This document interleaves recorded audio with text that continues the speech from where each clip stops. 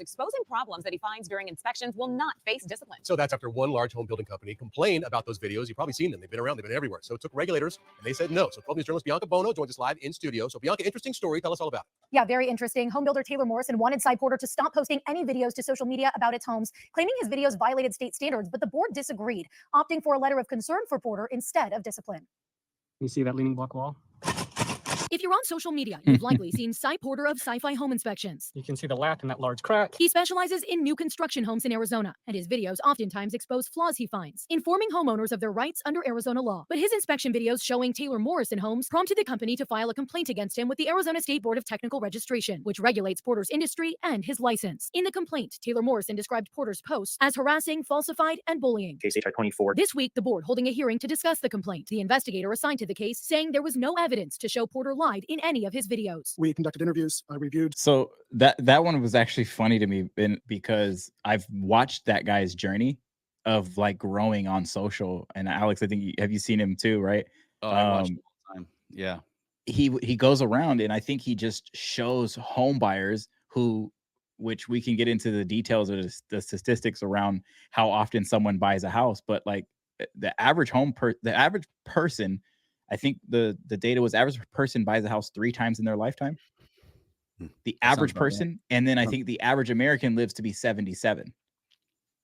So you think over 77 years of your life, you're going to do something 3 times. And then you have a person who's saying, hey, this is everything you need to be on the lookout for when you're buying a house from a new construction home builder who you as the consumer sees this as, well, if it's brand new, it can't be broken. Right. But I know this, I buy things brand new all the time. I had to send something back to Amazon because I opened it out of the packaging and the cable was broken. Well, that same thing happens with the house.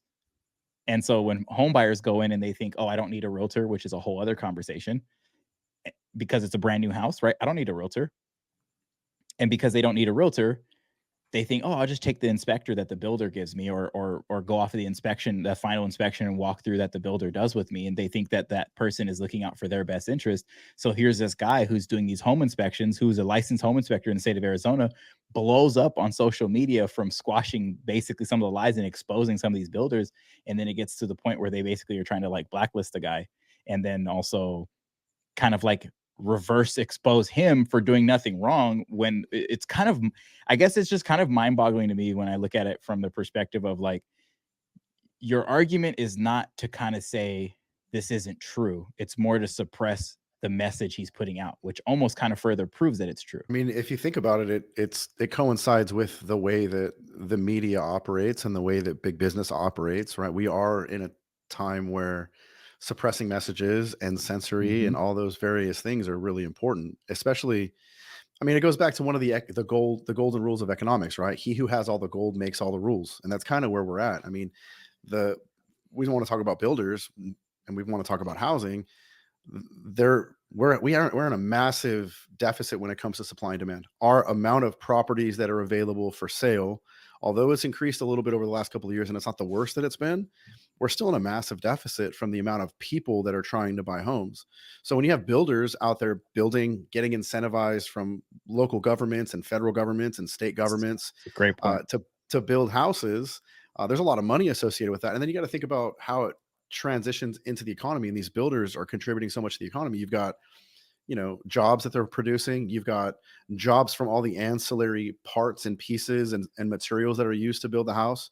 You've got, lumber and roof tiles and, electrical wire and drywall and paint. And I mean, I could go on and on and on with the materials, but all of those things represent jobs and represent, I guess, kind of chinks in our economy.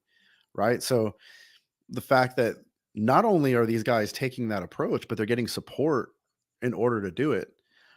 It just goes to show kind of the state that we're in, or the times that we're in, as far as when it comes to censory and censorship and, trying to suppress the truth or messages from people that may not have the influence or affluence of some of these larger entities.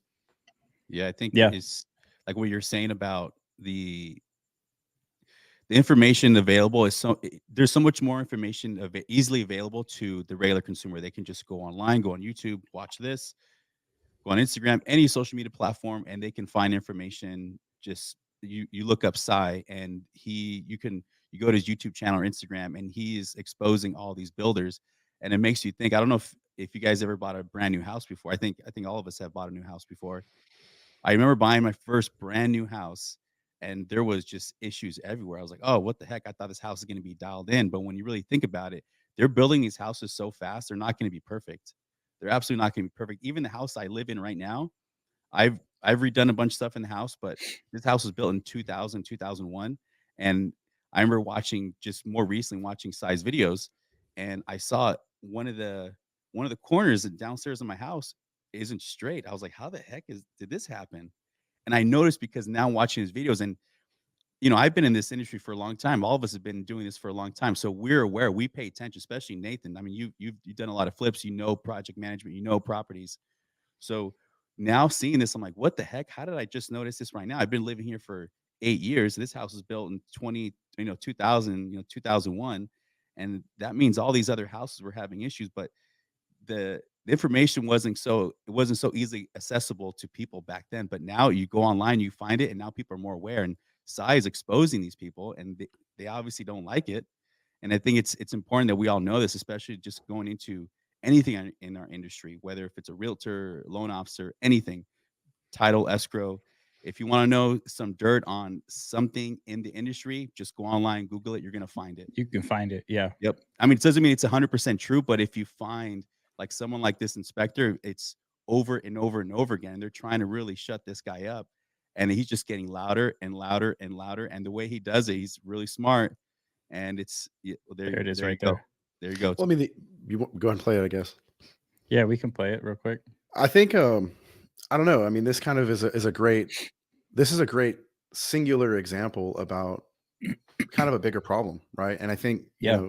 you guys said it a moment ago. If you wanted to get information around any topic, you're a Google search away. But we're in a space right now. I mean, we have AI now, where when you Google something, at the very top, you've got results from Gemini and AI and things like that, where it's very difficult for the normal person to discern the truth. And I think that when you have people that are, Sai's vocation is that of a home inspector and an appraiser. So he understands valuations. He understands home inspections better than probably anybody, because that is his vocation. That is his living. So I don't know. I think we're in a space where the consumer is getting more intelligent, right? And I think that people are becoming more informed, but also more inquisitive about what's really the underlying message, or what's really going on, under the surface here. And it's not to say that, buying a new home is a bad thing, and every home has, No, it's great. is their problem. There's fantastic associations with buying a new home. The incentives associated with buying a new home economically are making a lot more sense than buying a traditional home.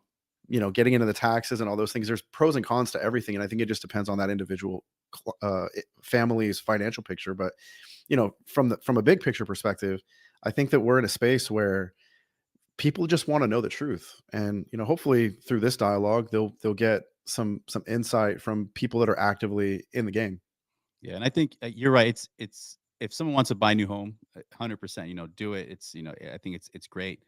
You're going to probably get more bang for your buck for the most part, but do your research. Hire, if you want to hire. I always recommend always get a home inspection. If you want to hire a home inspector, someone like Sai, Yeah. He's in a whole different state, but hire a home inspector, have them check everything out, just so you could make sure when you're purchasing the property, you're comfortable. There's no issues going to come up later on. But you just got to do your due diligence when you purchase a property. Yeah, and I think having the right representation, so not just a home inspection, having a real estate agent kind of guiding you through that is really important. Finance is really important as well. I know a lot of builders offer their in-house finances, but oftentimes they're very cookie cutter, very generic, very transactional in nature. So the clients don't necessarily have the due diligence of, potentially working with like a broker or working with a direct lender that might have, I guess, more insight or advisory associated with that experience. So, it's not to say that going through the in-house is going to be inferior. I mean, it can be great if they offer an incentive or things like that. But last thing on that is, it's really important to use some of that incentive to pay for a home warranty. Something that I recommend to my clients is, if you're going to get an incentive of some kind and you're going to have a home inspection, which we absolutely recommend even on a new property, most of the appliances are already going to have a warranty, but getting that home inspection gets you that added layer of protection for the home warranty for the first 12 months. And then I always tell my clients, set a little money aside and keep that warranty in place for 2 or 3 years.